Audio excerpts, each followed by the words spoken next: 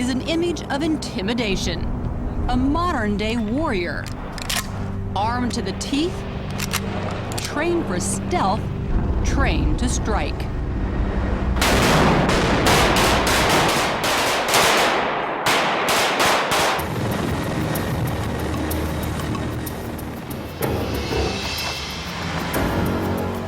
Tonight, we go behind closed doors and into the highly restricted training compound of the FBI's hostage rescue team, where every day they prepare for the worst, the terrorist crisis most of us never want to think about.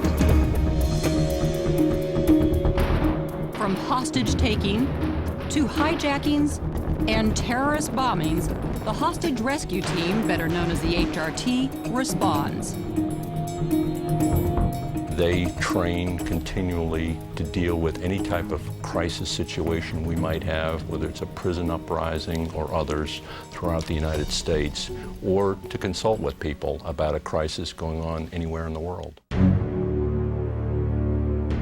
The 1972 Olympic Games in Munich marked the beginning of a new age of terrorism. 9 Israeli athletes were taken hostage by Palestinian terrorists. In the end, 17 people were dead. 1982, with the Los Angeles Olympics just around the corner, the memory of the Munich tragedy loomed large. The FBI saw the need for a specialized unit with training and capabilities far beyond any ordinary SWAT team. The HRT was born. The mission, like the motto of the HRT, is to save lives. It's quite simple. Should negotiations break down and there's no other way to resolve it other than to go in and try to physically bring the hostages out, that ultimately is the job of the HRT. But the team has always operated below the radar. The hostage rescue team has been so low profile that a lot of people don't even know it exists. Is that deliberate? I think the hostage rescue team, because of the nature of their mission, doesn't get a lot of public exposure. And when they do, it's quite brief. So it's not terribly secretive, but there's an element most people don't get to see. Our job is not to be the point man. Our job is to be the quiet professional who gets the job done. Getting the job done means using force, fast, violent, and deadly. Because of that, there are often misconceptions about the members of the HRT. The people here join the FBI for good reasons. I mean, they join because they want to make a difference in society, not because they want to be hitmen or trained killers or something like that. That's absurd. But people don't know that because they don't work with them day in and day out. They don't know what they do day in and day out. And they certainly don't know what HRT does day in and day out until now. The HRT is based inside the highly secure FBI Training Academy in Quantico, Virginia. Its headquarters is in a nondescript building behind a fence topped with barbed wire. Chris Whitcomb spent 6 years as an active member of the HRT. Are most of the people or the backgrounds mostly military? No, I think that's a fallacy. Anyone who knows about HRT probably thinks that. That's not the case. I was an English literature major. I'd never even been a crossing guard prior to coming into the FBI. What kind of a person makes a good HRT member? A highly motivated individual, someone who's very dedicated and truly believes in what they're doing. Someone who is a risk taker but not a thrill seeker. Someone who is going to analyze the situation and say, I can do that, and he's going to go for it hard. To become a member of the HRT, applicants must first be an FBI special agent for at least 3 years, then endure 2 weeks of hell, deliberately pushed to the point of exhaustion and beyond during a grueling selection process. It is absolutely brutal. I mean, they might run you on a 10-mile run followed by a 15-mile march so that you get to a point where you don't have this jacket of invulnerability. And when you strip all of that away, you find out what makes them tick deep down inside. That's where they make the selection. Those are the people they want. While the job demands great athletes and top shooters, for the HRT, the most important skill is decision-making under pressure.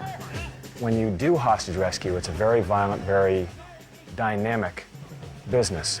And you have to move through a very violent environment and make split-second decisions that mean life or death.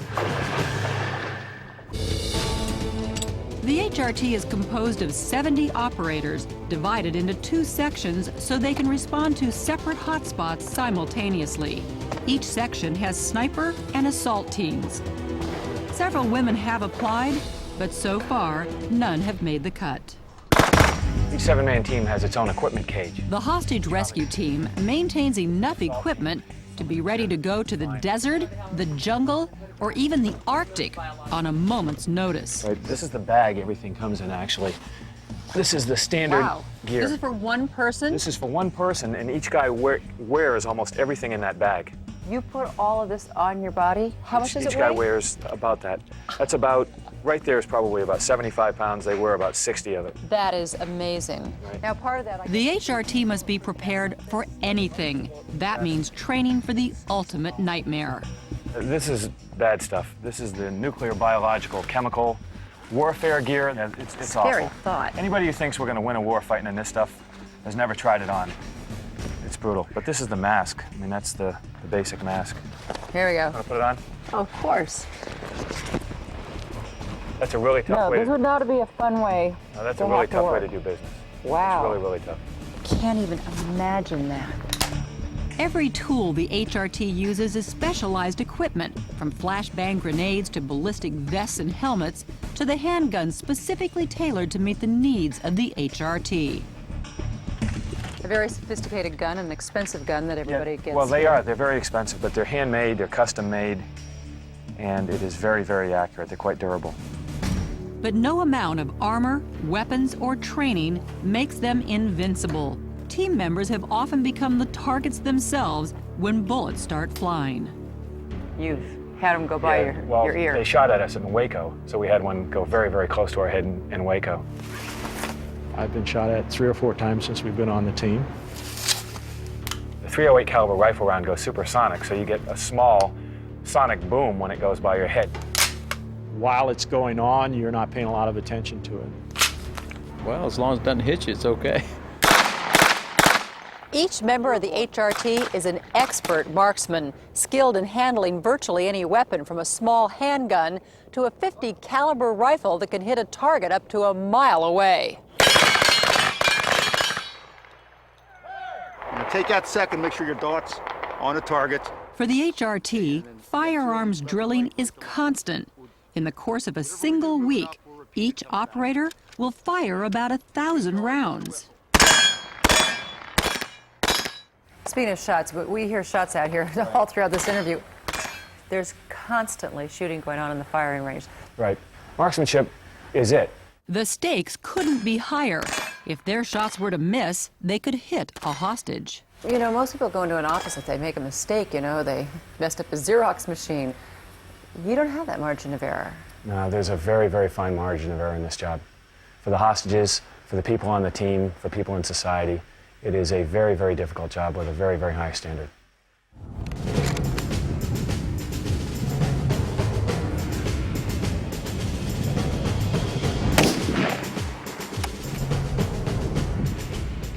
While each member of the hostage rescue team trains with a wide variety of weapons, only a few have the keen eye and steady hand for an added specialty they learn in sniper school. HRT operators practice for absolute precision, shooting under all kinds of conditions. The HRT snipers are so accurate, they take aim at small targets so far away they can only be seen through a high-powered scope. This is a 3-inch spotter. We shoot it at 100, 200, and 300-yard ranges. We'll go to something bigger if we're further back. And there's a target board down there that we're shooting at.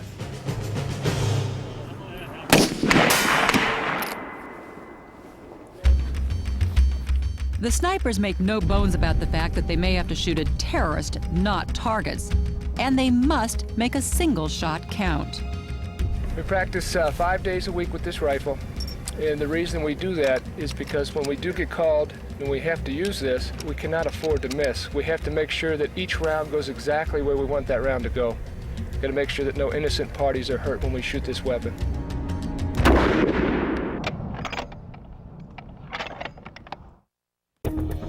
The weapon of choice for HRT assaulters is a submachine gun. The FBI gave me the opportunity to try it out. So this is a H&K MP5 submachine gun. It's a team issue weapon. It's our primary weapon. They're very accurate and they're very easy to shoot. Oh, okay. This standard issue weapon is anything but standard. The submachine gun will fire single rounds, 2 at a time, or a stream of bullets at an incredible 725 rounds per minute. And one thing on this weapon, we have a dot scope. It's a red dot scope, so when you turn it on, you look through the scope, and there'll be a little red dot. Okay. Wherever that dot is on your target, that's where the bullet's where it'll going. hit? Yeah, that's where the bullet's Oh. going to go, providing you press the trigger correctly. Okay. So when we step up here, Even though I fired weapons for stories Okay. before, when I shouldered this firearm, I felt some trepidation. The MP5 was much heavier than I expected. Is it going to be a kick? very little. My body tensed up. Do you hear that? That's called a hit. I was just yards away from metal targets, but my nerves still rattled. Whoops. For HRT operators, they could be facing someone holding a hostage and probably shooting back. They have to be steady as a rock. You want to try 2 shots? My instructor flipped the selector up to fire double shots. Now one pull on the trigger fires 2 bullets. Where's the dot? There it is.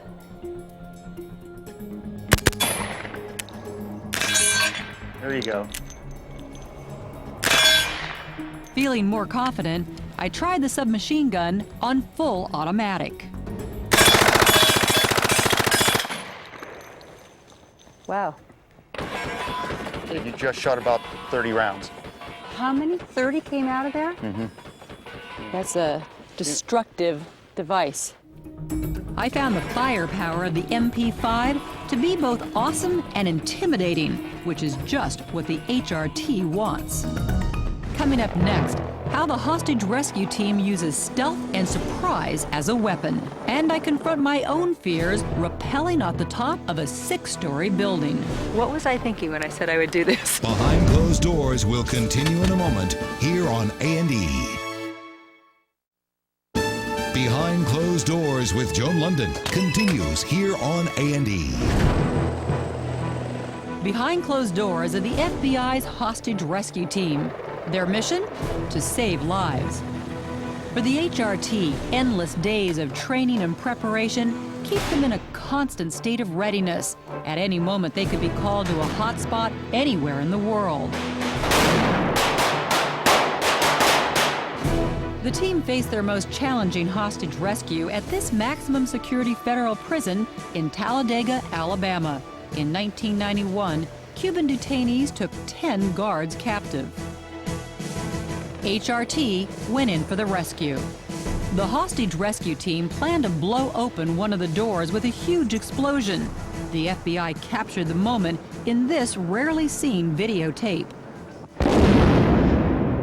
It was quite remarkable. I think it was something like 40 seconds that it took to get into the prison, to get all the hostages out, and not one person was seriously injured. No one. When the HRT moves in for a dangerous rescue, fear is not ruled out, but instead put to good use. I think fear is a good thing. I think it keeps you on an even keel, but fear not in a scared way. Fear just in more of a respect for things. There are a lot of different types of fear. Fear of being hurt physically, fear of failure. I think with the type of personalities that we find on this team, fear of failing the rest of the guys. I think if anybody should be afraid of anything, it should be, you know, the person that's sitting on the other side of that wall when we come in. But not every operation has had a successful ending. The FBI learned hard lessons at Ruby Ridge, Idaho, where an HRT agent mistakenly killed one person.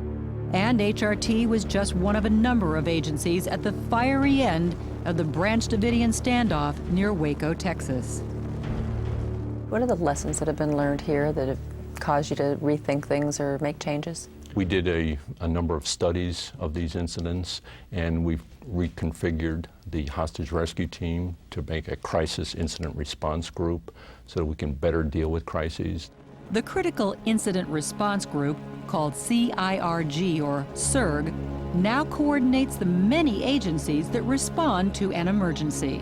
The HRT and CIRG bring all of those assets together so that we would work as the tip of a spear in a crisis situation. When duty calls, HRT can be loaded on aircraft and on their way within hours. Anything that needs to go, we can move right away. That means packing their wide variety of vehicles, from dune buggies to oversized trucks modified for assaults, and leaving room for at least one of their specially outfitted helicopters. Helicopters are essential to HRT operations. They provide both transportation and a platform for observation. But on top of that, they can be the fastest way into a hot zone. They call it fast roping, and here's why. From up to 90 feet off the ground, carrying 60 pounds of gear, and hanging on with just their hands, team members make it a quick ride down. But in a high-rise hostage situation, that's just the beginning. After the helicopter leaves, the next step is to storm the building.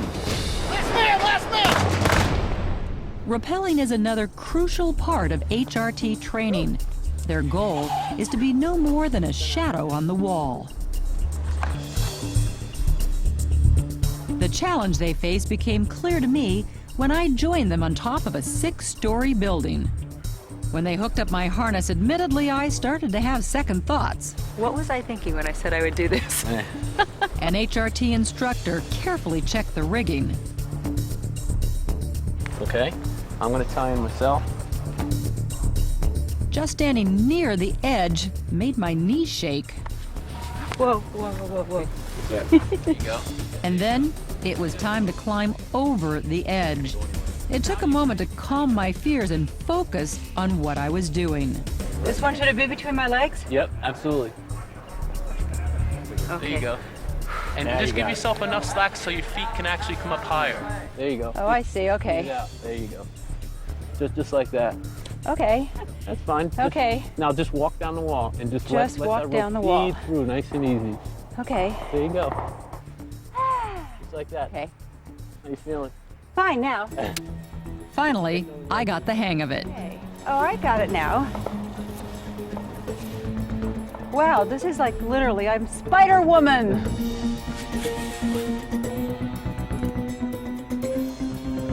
But when these guys do it for real, lives hang in the balance.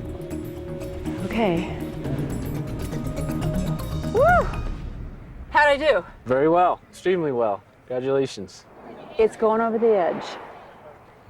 Putting your legs over the edge of a 6-story building defies anything that a person should do. Everything behind the closed doors of HRT is serious business, deadly serious. Nothing more so than CQB, close quarter battle. When negotiations break down, the HRT goes in as the last resort. This is when assault teams breach a door, blow it open with explosives. 2, 1. And use overwhelming force to get the hostages out. The hostage rescue team always trains with live fire. For years, the HRT ran drills in this structure they made from old tires filled with sand. Until now. On the outside, this may look like a common industrial building, but inside these closed doors, there's nothing else like it. This is the ultimate training facility for the HRT. The FBI gave us unprecedented access inside the Tactical Firearms Facility, better known as the Shoot House. It's a new state-of-the-art building opened in April of 2000.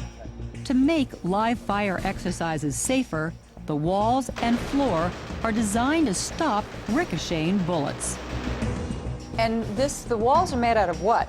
Well, the walls are actually rubber over steel, and the idea is the bullet will go through the rubber, shatter on the steel, and not be able to come back out to bother anyone. Something as simple as a staircase creates a complicated tactical challenge. These walls go up 2 stories and allow us to practice on different types of staircases. You have a spiral staircase here, obviously. There's a conventional staircase on the other side, and they allow you to try tactics. Working up and down a stairwell is very, very difficult because you can't see someone up above and they can shoot down. So practicing new tactics in a live fire environment makes this is a very nice added feature to the shooting house. My biggest surprise was finding the body of an airplane outfitted to prepare the team for hijackings. And we're standing in a simulated aircraft, actually in an aircraft fuselage, a training facility. It's inside your tactical firearms training center. Right, this aircraft fuselage can be raised or lowered depending on how you want to practice getting into the plane. And you can change the seats to make a configuration of a different plane. Exactly.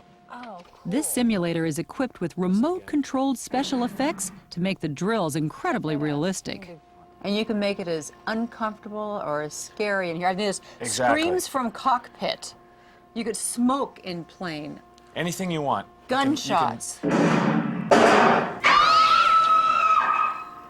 We simulate all of these effects really to give the assaulters doing their training a sense of what they'd encounter on a plane.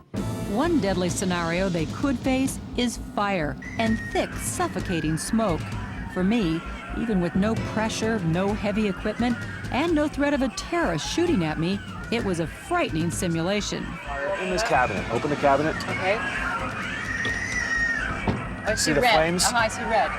Point the extinguisher at it. Look, I think that did it. Now we're going to get the hostages and get out of here before it becomes That's death trap for everybody. When the smoke cleared, I could see how this shoot house is a versatile and essential tool. And this whole building is like a big grid so that you can reconfigure the rooms. Exactly. In fact, if you had a blueprint, you could build that building here inside the shooting house, or the tactical firearms facility. Then when the operators make their assault, they know where to turn, they know where they're going to find furniture. That gives you such an advantage. Gives us a very big advantage, absolutely.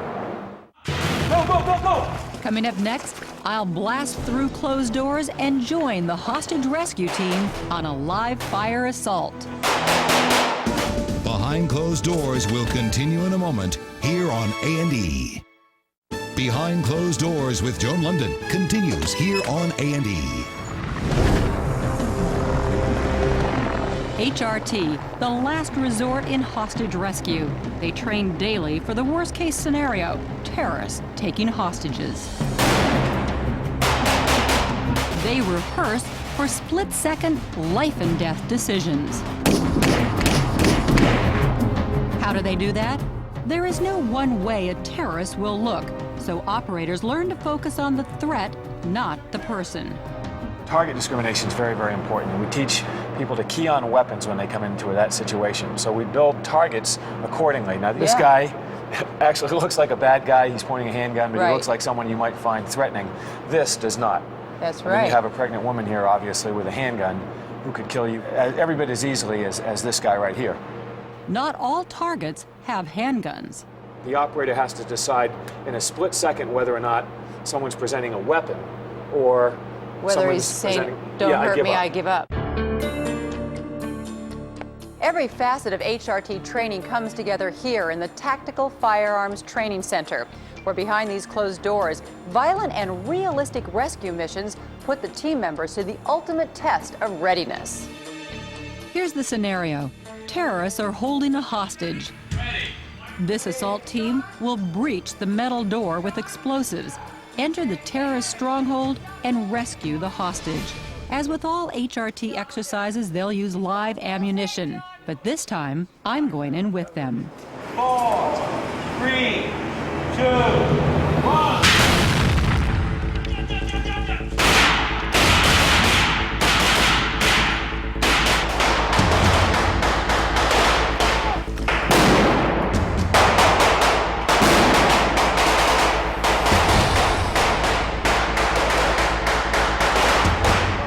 The 8 HRT agents swept through the rooms in just 23 seconds.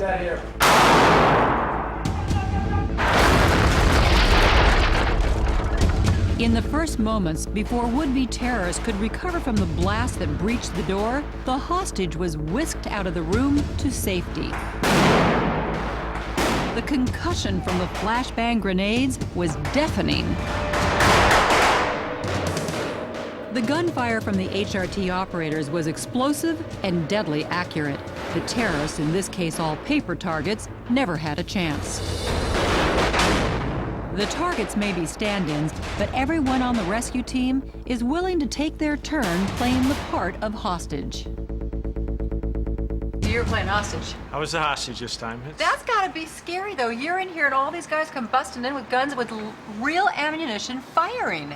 Well, not when they're these guys, because we trust them with our lives. I mean, that's what they do for a living, to save lives. And there isn't a guy on this team that won't sit in that chair for everybody else that's here.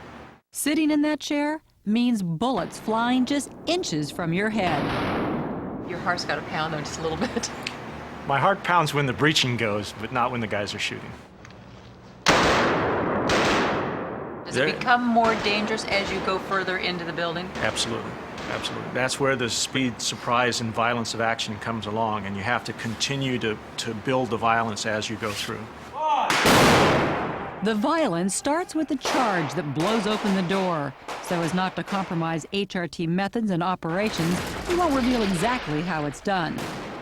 The idea in the breaching is that we want to begin that violence with that. We want to start the surprise with that, and we want to carry it through the entire assault that we have. I just find it so interesting because I think most people would say, gosh, you got somebody in there, you want to get out, you want to sneak in quietly to try to get them out. You want to do the opposite. We would sneak as far as we could, but once we begin, we want the violence because we want the terrorists to put their attention on us and away from the hostages. So you need that element of surprise then. There's a shock effect that goes with that too. And what we're trying to do is we're trying to make the bad guy not want to fight. We want him to put his guns down. And one of the ways to do that is to show him that, you know, we're coming in with a lot of guys, with a lot of violence and a lot of power. His best option is to give up. Yeah, come on out. But when you're going into a hostage situation and you know that there are people on the other side of that door with guns, with the intent to harm you, you gotta tell me that your heart's pounding, that your hands get a little sweaty, something that's... I'd like to tell you that because I think that's what most people would have as a normal emotion. But if you train in that situation day after day after day after day after day, it's rote. And it's odd. There's a sort of peace in that situation where your heart actually slows and where the adrenaline is squeezed out of your veins, not into them. And it's a different feeling. In action, all the parts of the hostage rescue team operate together like a finely tuned engine. But sometimes it's easy to let the individuals get lost in the big picture.